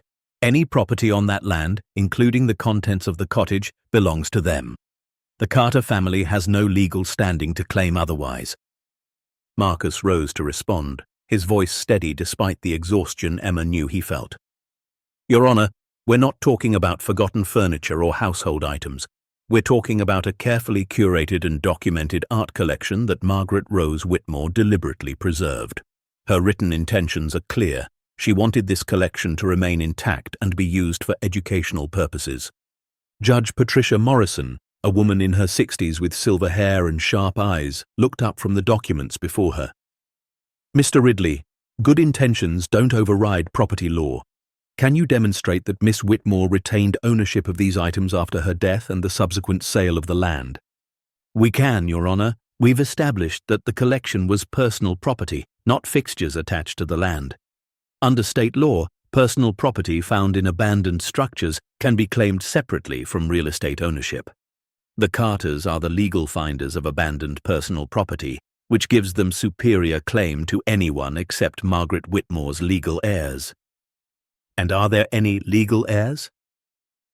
"None that we've been able to locate after extensive searching. Miss Whitmore had no children, no siblings, no surviving relatives. Her estate was never properly administered because no one knew these assets existed." Catherine Voss stood again. "Which is exactly why they should escheat to the state, or, barring that, to the current landowners. You can't have a legal claim based on a treasure hunt, Your Honor. Otherwise, anyone could claim anything they find anywhere." The judge made notes, her expression unreadable. "I'm not prepared to rule on this today. I want both parties to submit additional briefs on the finder's law precedents and the distinction between abandoned property and estate assets. We'll reconvene in 30 days. The gavel came down, and Emma felt her mother's hand tighten around hers. Outside the courthouse, reporters swarmed them. Emma had learned to keep her head down, to say nothing, to let Marcus handle the questions, but she could hear them calling out anyway. "Emma, do you still believe you should keep the collection? How do you respond to critics who say your family is profiting from someone else's work? Is it true museums are offering to buy individual pieces?" Marcus guided them through the crowd to his car. Once inside, he loosened his tie and let out a long breath. "That could have gone better." "But it could have gone worse too, right?" Sarah asked. "Yes, the judge didn't dismiss our claim outright. That's something. But Voss is good. She's making this about property rights and legal technicalities, which is smart. We need to keep this about Margaret's intentions and cultural preservation." Emma stared out the window as they drove home. 6 months of this. 6 months of court dates and depositions and lawyers arguing over something that felt so simple to her.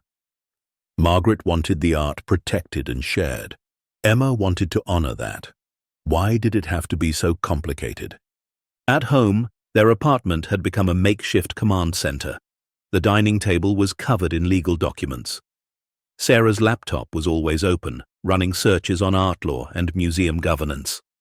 Michael had taken a second job to help pay for expenses the legal team couldn't cover pro bono. Emma went to her room and pulled out the journal she'd been keeping. Lauren had suggested it. Write down her thoughts, her feelings, why this mattered to her. "Someday," Lauren had said, "people will want to understand what this was like for you." Emma wrote, "Day 183, another court hearing. The lawyers make it sound so boring, like we're just arguing about property. But it's not property. It's a painting someone made 500 years ago. It's a sculpture someone carved from marble and loved. It's all the beauty in the world that Margaret wanted to save. Why can't they see that?" Her phone buzzed. A text from Maya. "Saw you on the news again. Are you okay?" Emma smiled. Maya had been her one constant through all of this. The one person who treated her exactly the same as before. They still ate lunch together, still traded stickers, still laughed at stupid jokes. Maya never asked about the money or the fame. She just asked if Emma wanted to come over and watch movies. Emma typed back, "I'm okay. Want to hang out this weekend?" "Yes, my house. We're watching princess movies and eating our weight in popcorn." "Deal." That weekend, Emma sat on Maya's couch feeling like a normal kid for the first time in months. They watched animated movies and painted their nails and didn't talk about art or courts or anything serious. Maya's mum made them grilled cheese sandwiches and chocolate milk, and for 3 perfect hours, Emma forgot about everything waiting for her at home. "Thank you," she told Maya as her mother picked her up. "For what? For being normal with me, for not treating me different." Maya shrugged. "You're still the same Emma who eats her sandwich crusts first and draws horses on everything. The fancy art stuff is just something that happened to you. It's not who you are." In the car, Emma thought about that. Was Maya right? Was she still the same person? She didn't feel the same. She felt older, more tired, weighed down by responsibility. But maybe that was okay. Maybe growing up meant carrying heavier things. 3 weeks later, Marcus called with news. "We have a development, a potential compromise." The family gathered in Lauren's office to hear it. Patricia Huang was there too, along with James Whittaker, who'd continued authenticating pieces from the collection. "Pine Ridge Development has made an offer," Marcus said. "They'll relinquish their claim to the collection if we agree to let them develop the land around the cottage. They want to build a resort, luxury cabins, a lodge, golf course. They're offering to preserve the cottage itself as part of the resort's historical charm, and will even fund construction of a small museum on site." "Absolutely not," Sarah said immediately. "Let him finish," Michael said. Marcus continued. "In exchange for dropping their legal claim, they want 25% of any future revenue generated by the collection. Exhibitions, licensing, reproductions. They'd also have naming rights to the museum. It would be called the Pine Ridge Heritage Museum." Emma felt sick. Margaret hid the collection in the mountains to keep it away from people who only cared about money. This is exactly what she didn't want. "I agree it's not ideal," Marcus said, "but it ends the legal battle. We'd have control of the collection, could establish the foundation, could start planning public exhibitions. We'd just have to share some of the proceeds and accept their involvement." "What do the repatriation claims look like?" Michael asked, always practical. James spoke up. "2 of the 3 claims appear valid. We've verified the Nazi looting documentation. Those pieces need to be returned to the families who originally owned them. The 3rd claim is shakier. We're still researching. But that still leaves 31 pieces in the collection, worth conservatively $240 million. "And if we don't take this deal?" Sarah asked. "We keep fighting," Marcus said. "Could take years. Could cost hundreds of thousands in legal fees. Could end with us losing everything if a judge rules against us." The room fell silent. Emma looked at each adult face, seeing the same exhaustion she felt. They'd been fighting for 6 months. How much longer could they sustain this? "I want to see the cottage," Emma said suddenly. "Before we decide anything, I want to go back there." The next Saturday, Emma and her parents made the drive up to Pine Ridge. It had been 4 months since Emma had been to the cottage. The legal battles had consumed everything, leaving no time for visits. They hiked through the woods on a path that was becoming familiar. Spring had arrived in the mountains. Wildflowers pushed through the last patches of snow. Birds sang in the pine trees. The world felt alive and new. The cottage appeared through the trees like an old friend. The ice had melted from the eaves, but the structure stood solid and beautiful, exactly as Emma remembered. Marcus had installed a new lock and better security, but otherwise nothing had changed. Emma unlocked the door and stepped inside. The musty smell, the quiet stillness, the sense of time suspended. It all washed over her. She walked through the rooms slowly, remembering her first night here. The fear, the cold, the desperate search for warmth. "This place saved my life," she said quietly. Sarah came up behind her. "I know, baby." If Pine Ridge turns this into a resort, if they put golf courses and luxury cabins around it, It won't be the same. It won't be the quiet, secret place Margaret chose. It'll be corrupted. But people would come see the art. Isn't that what we want? Emma walked to the study and pulled aside the tapestry.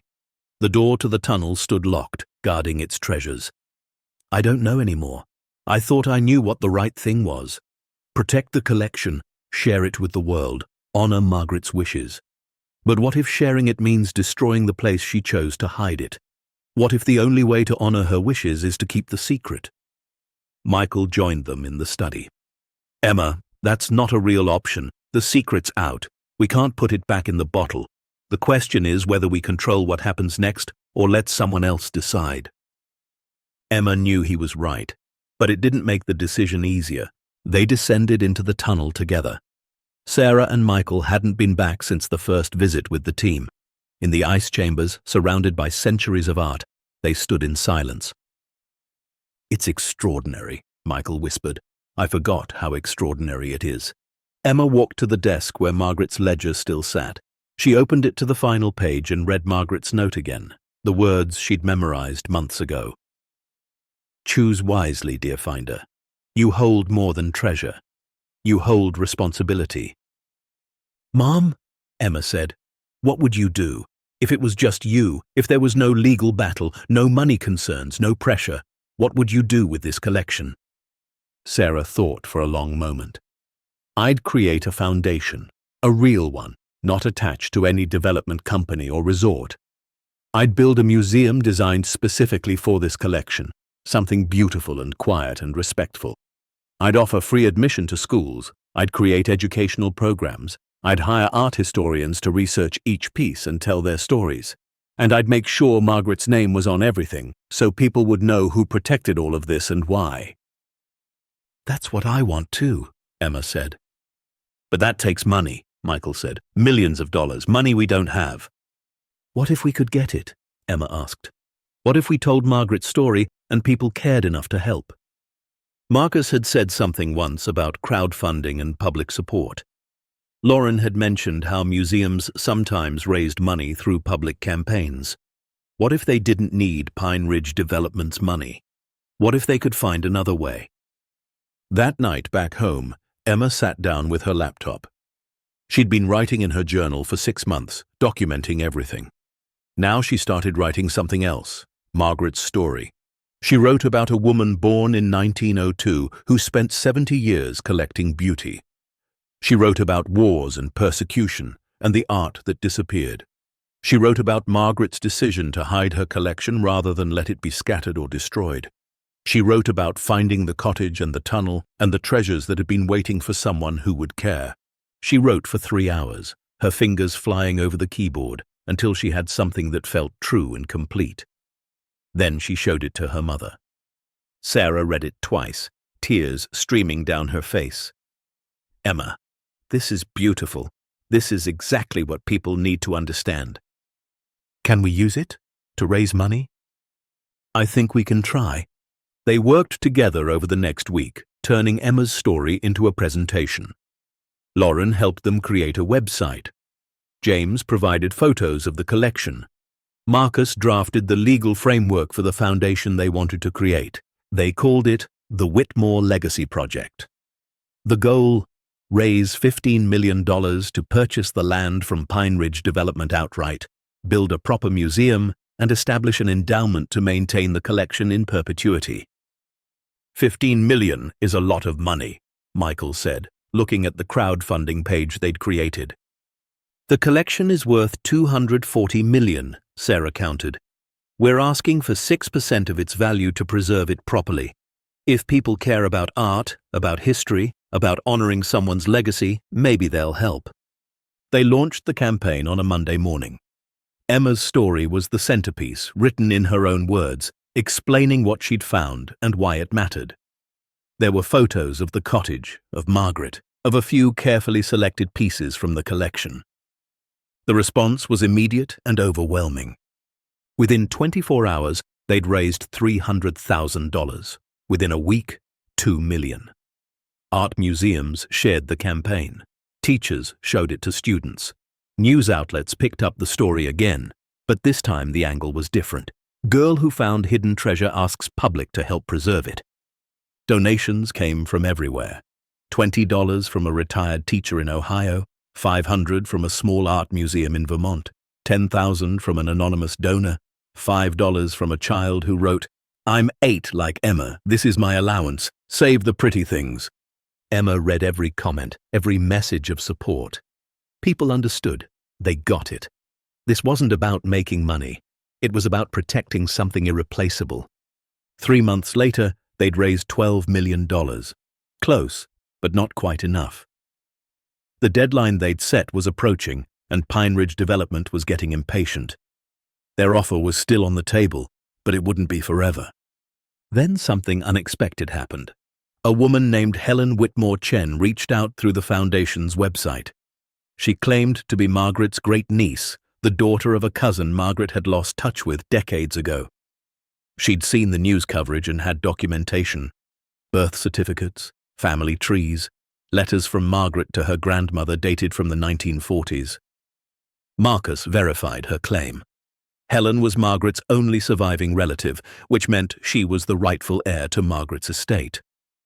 "What does this mean for us?" Emma asked, terrified they were about to lose everything. "It means," Marcus said carefully, "that Helen has legal standing to claim the collection. If she wanted to, she could take everything." They met Helen at Lauren's office on a grey afternoon in late spring.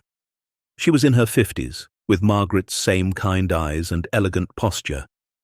She brought photo albums showing Margaret at family gatherings, holding Helen's mother as a baby, smiling in a way Emma had never seen in the cottage photos.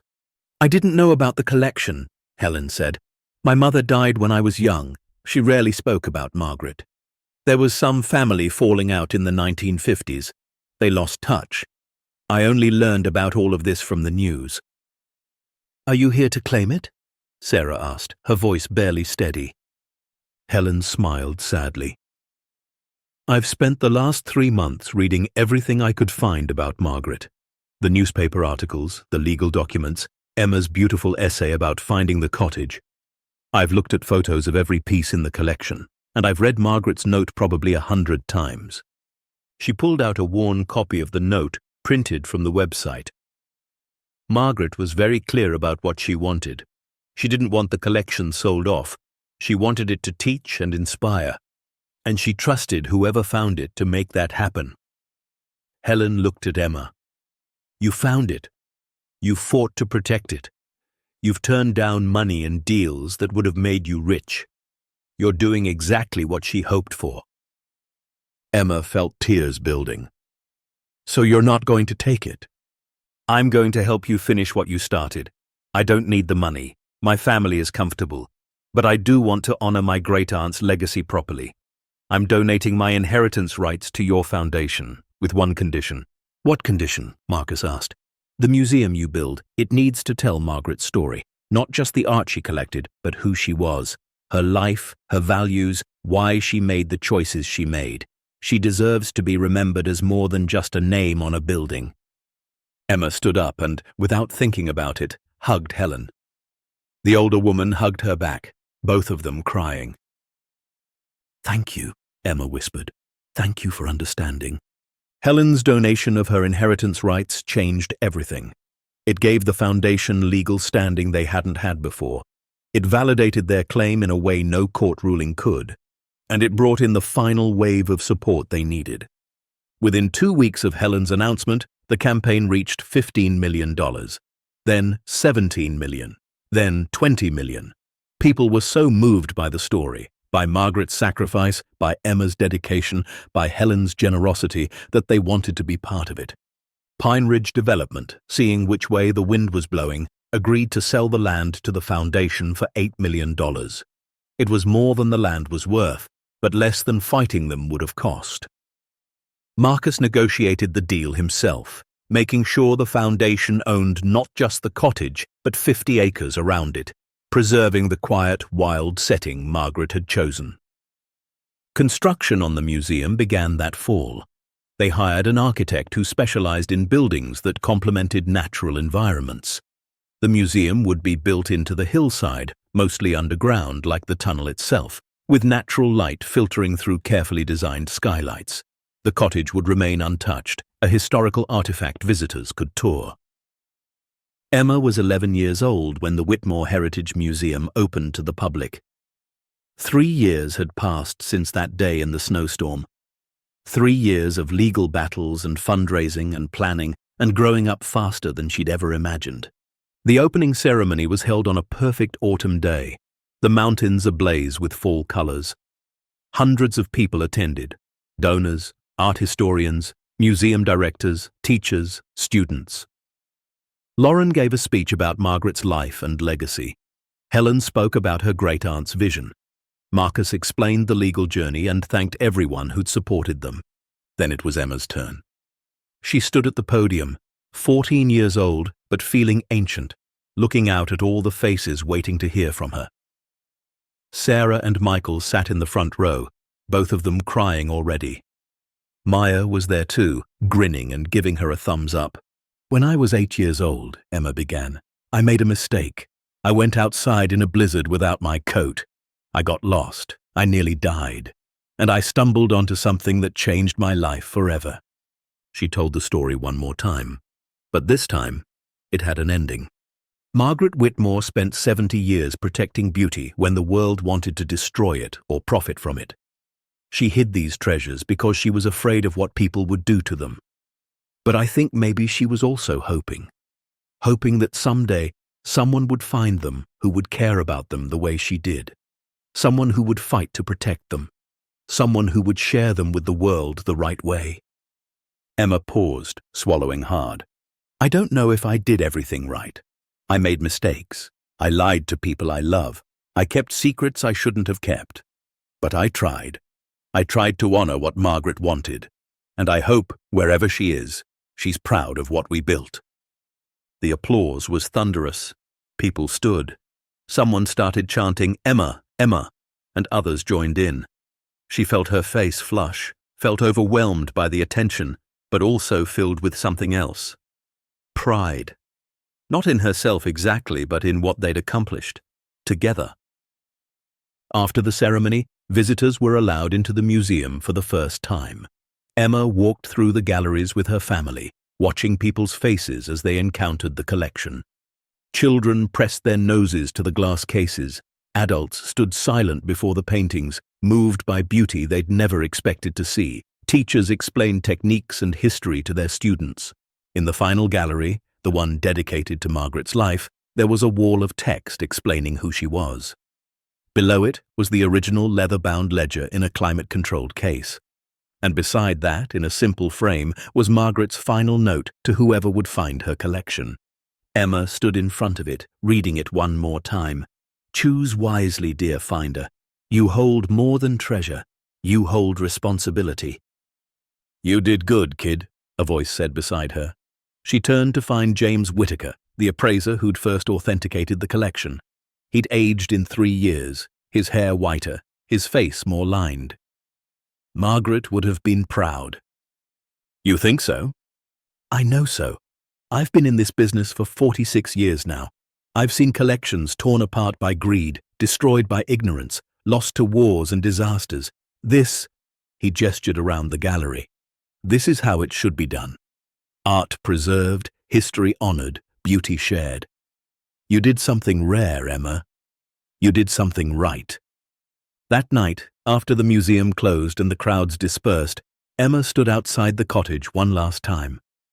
The building was lit by soft exterior lights now, no longer hidden, but not garish either, just gently illuminated, welcoming.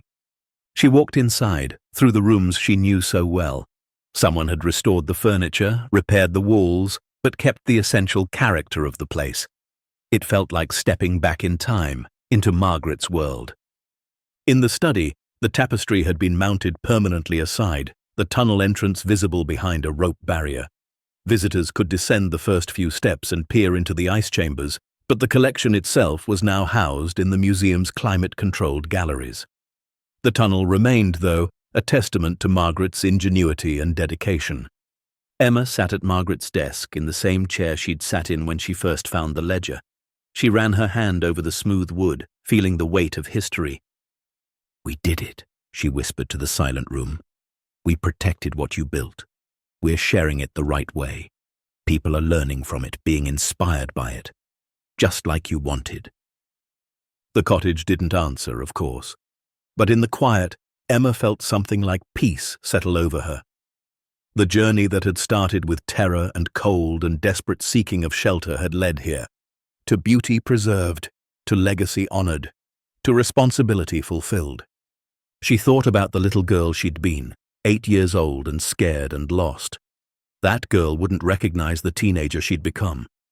But maybe that was okay. Maybe finding yourself meant getting lost first. Maybe growing up meant accepting burdens you never asked for and carrying them anyway. Emma stood and walked back outside. Her parents were waiting by the car, ready to drive home. Tomorrow she'd go back to school, back to homework and tests, and the ordinary concerns of a 14-year-old. But she'd carry this with her always, the knowledge that she'd done something that mattered, that she'd kept a promise to a woman she'd never met but somehow understood perfectly. "Ready?" Sarah called. Emma took one last look at the cottage, at the museum built into the hillside, at the mountains that had almost killed her and instead given her purpose. "Yeah," she said, "I'm ready." They drove down from the mountains as stars began to appear in the darkening sky. Emma looked back through the rear window until the museum lights disappeared behind the trees. Then she turned forward, toward home, toward whatever came next. Because some stories don't end. They just become part of who you are. And the girl who found a fairy tale cottage in a snowstorm had become something more. A guardian of beauty, a keeper of promises. A reminder that sometimes the greatest treasures aren't worth money at all. They're worth the fight to protect them. Years later, when Emma was grown and had children of her own, she would bring them to the Whitmore Heritage Museum. She would walk them through the galleries, showing them the paintings and sculptures and artifacts that had once been hidden beneath ice and fear. She would tell them the story of Margaret Whitmore, who spent a lifetime protecting beauty from those who would destroy it.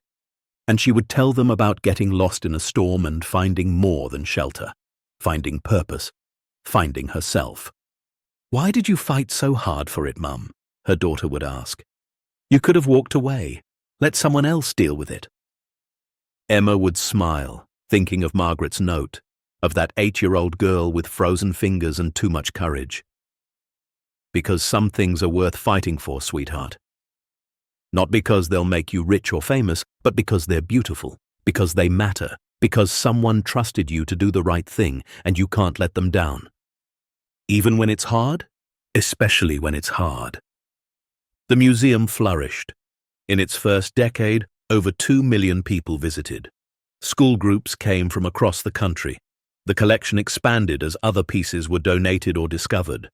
Scholarships were established in Margaret's name for students studying art preservation and history. The cottage itself became a national historic landmark. But more than the numbers, more than the recognition, was what happened in the galleries every single day. Children discovering that art could make them feel something. Adults remembering why beauty mattered. People from all walks of life standing together in wonder, connected by the simple act of looking at something extraordinary. That was Margaret's real legacy. Not the monetary value of the collection, but its ability to move people, to teach them, to remind them of what humanity could create when it chose beauty over destruction. And Emma Carter, the girl who found it all, became living proof that anyone can change the world if they're brave enough to stand up for what matters. That age doesn't determine worth, that one person's choice can ripple out in ways they can never fully measure. She finished high school, went to college, studied art history and museum management. She became the director of the Whitmore Heritage Museum at 25, the youngest person ever to hold such a position. She spent her life protecting and sharing the collection she'd discovered as a child. And sometimes, on quiet evenings when the museum was closed, she would stand in front of the Vermeer study, the lost painting that had been hidden for 87 years, and marvel at the chain of events that had led her here. The storm, the cottage, the key, the choice. Anyone can find treasure if they're lost enough to look, but protecting it, sharing it, honoring the wishes of those who came before, That takes something more. That takes heart. Emma Carter had found both the treasure and the heart to protect it. And in doing so, she'd discovered that the real treasure was never the art at all. It was the person she'd become while fighting for it. The end. Up next, 2 more powerful stories are waiting for you. Click to keep discovering what happens when ordinary people face extraordinary choices. And don't forget to hit subscribe if you believe beauty is worth protecting and promises are worth keeping.